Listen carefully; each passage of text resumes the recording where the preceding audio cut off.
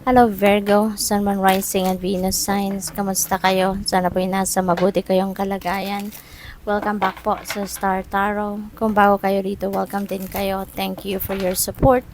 I truly appreciate it. God bless you all, Virgo. Pauna mensahe po ninyo, Three of Wands. Ayan, so may travel, no, si Virgo. Parang ilang araw na to, no, na lagi kayo may travel energy. So, siguro ang trabaho ninyo nasa travel industry, or baka talagang mahilig lang kayong mag-travel, marami lang kayong binabalak, 'di ba? Na mga kung ano-anong bagay-bagay, transactions, siguro kung ano, negosyo, pag-aaral na that is related to traveling, no? So, pwedeng ganon. This is also good fortune, no? Good fortune energy, kaya may swerte din na babalot sa inyo sa ngayon, no? Maaaring swertehin kayo sa mga endeavors ninyo, swertehin kayo ngayon sa mga transactions ninyo, swertehin kayo ngayon sa panliligaw ninyo, kung nanliligaw kayo, yung ganun ba? Or anything, no, na ginagawa or gagawin ninyo, maaaring siswertehin kayo. This is also a time of, implementation of your plans, no? Kaya rest assured, no, na kung ano man ang plano ninyong gusto mo nang simulan sa ngayon, rest assured, no, na there is going to be success, no, na naghihintay sa inyo dyan. Four of Pentacles, ayan, so saving money, no? This is a reminder para sa iyo na siguro kailangan na ninyo magsimula ngayon na mag-save ng inyong pera. Magsimula na kayong i-manage ninyo ng mas maayos, mas mabuti ang kaperahan ninyo sa ngayon. Kasi there could be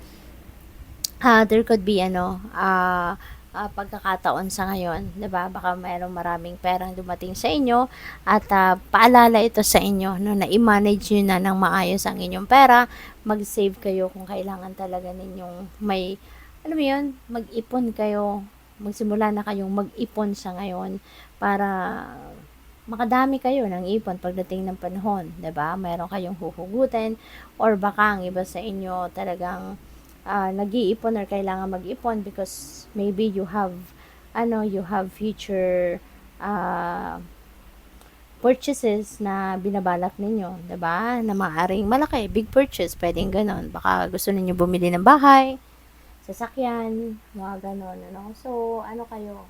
Mag-ipon na kayo sa ngayon pa lang, 'di ba? What else? We have devil energy. So, maybe you are dealing with a Capricorn sa ngayon. Kasi Capricorn person ito.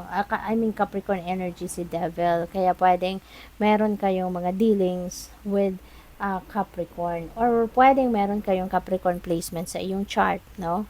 Kaya lumabas din si devil energy.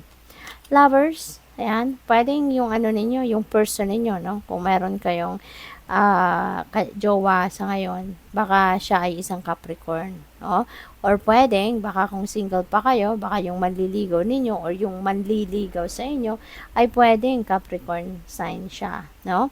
There is decision making dito na kailangan gawin ng iba sa inyo with the Lovers energy, at yan ay maaaring related sa inyong relationships. Pwedeng decision yan if you are going to level up your commitment na with your person, or baka decision yan if handa ka na ba, handa na ba akong pumasok sa love and romantic relationship, diba? Kasi maaaring may nanliligaw na nga sa inyo. We have close encounters, ayan, so this is encounter with yourself, no? So siguro sa ngayon baka mas gusto mong makilala ngayon ang inyong sarili. Kasi 'di ba, may mga naiisip tayo or nararamdaman tayo paminsan na nasasabi natin na parang hindi ko kilala yung sarili ko sa ngayon, no? Parang ako pa rin ba 'to? 'Di ba? Ako ba 'to? Yung ganun ba? So feeling ko ganun ang ganap ng iba sa inyo ngayon, Virgo. Parang nagtatanong kayo sa sarili ninyo, 'di ba? Anong bago? Or ako nga ba talaga 'to? Is this me? 'Di ba? Kasi baka meron kayong mga nagawa or situations na na-encounter na the way you react, 'di ba? Parang siguro napapansin niyo na parang iba ako ngayon, no? At maaaring naiisip-isip ninyo yan. So, Divine Matrix. Ayan. So, sa sa lahat ng desisyon na pwedeng ginagawa or gagawin ninyo sa ngayon, sa lahat ng mga kaganapan sa buhay ninyo sa ngayon, Virgo, you are being sent guidance, no, by the divine universe. You are being sent signs, symbols, and synchronicities, and that is guidance para sa'yo. So, it's all up to you kung paano ninyo ito i-claim na mga gabay sa inyo, 'di ba?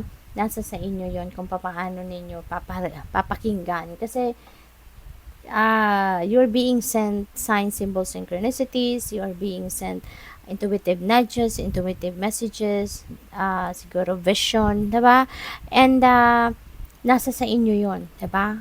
Kung pinapakinggan nyo ba intuition ninyo, pinapansin nyo ba yung mga vision na yan, diba? Napapansin nyo ba yung mga signs, symbols, synchronicities? Tulad dito, this is synchronicity. Number 44, double number.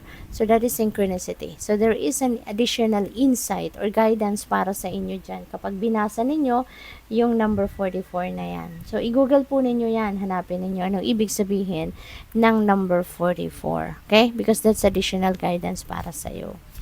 What else? We have number 14, beautiful uncaging. Ayan, so feeling ko dito related dito sa relationship, no? Kasi maaaring ang iba sa inyo dito in the past, siguro, ano kayo yung bang parang siguro ano kayo, tawag dito, yung closed off kayo, yung parang sinara ninyo yung puso ninyo para sa pag-ibig, para sa pagmamahal, no? For quite some time. At ngayon, maaaring at ngayon parang siguro meron nagpapakilig sa inyo, parang ganon. And maybe this person could be yung parang relatable, 'di ba? Or pwedeng yung taong ito is parang kayo, in sync. So maybe soulmate mo to, 'di ba? Yung ganon. Kaya maaring siya yung nagbubukas ngayon ng puso ninyo, no? Para mag-entertain kayo ng manliligaw, kung siya ay nanliligaw, 'di ba? So feeling ko nagbubukas ang inyong puso sa ngayon para sa pag-ibig, no? What else? We have bearing fruit. Wow. So, lahat ng sipag ninyo sa ngayon, Virgo. Lahat ng sipag ninyo, tiyaga ninyo, pagtatrabaho ninyo at lahat, that is paying off, no? So, ngayon, nagkakaroon na ng bunga ang inyong mga pagsisikap. Nagkakaroon ka na ng financial reward, no? Yung mga effort na ginawa ninyo in the past sa inyong trabaho, sa career ninyo, negosyo ninyo, or anything, no, na pinag-e-effortan ninyo. So, maaring yan, no? Nakikita nyo na ngayon ang bunga at maaring na-experience nyo na or nakuha nyo na, ini-enjoy nyo na yung bunga nito. So, what else? We have kindle love. Ayan. So, feeling ko, no, talagang may pag-ibig. Mayroong relationship, love life, no? Ang focus siguro ng iba sa inyo rito. So, good luck sa'yo, no? You deserve love naman. You deserve to be loved kasi very loving ka, very passionate ka, very sincere ka naman pag nagmamahal, 'di ba? Kaya kahit nagkaroon ka ng hindi magandang sitwasyon sa pag-ibig in the past, ngayon na maaring nagbubukas na rin ang puso ninyo sa pagmamahal, then enjoy ninyo 'yon, no? Deserve naman ninyo 'yon. So embrace your magnificence. Okay? So napakaganda nito kasi maybe you are really going to embrace, no, for who you really are. Lahat ng katangian mo, na buo mo pagkatao, maaari ngayon you are going to embrace it. You are really yung parang natanggap mo na, may self-acceptance ka na 100%, natanggap mo na yung sarili mo, kung sino ka, kung ano ka, 'di ba? So what else? We have decide for yourself. Okay? So, decide for yourself. May guidance ka, 'di ba? Ginagabayan ka ng divine universe.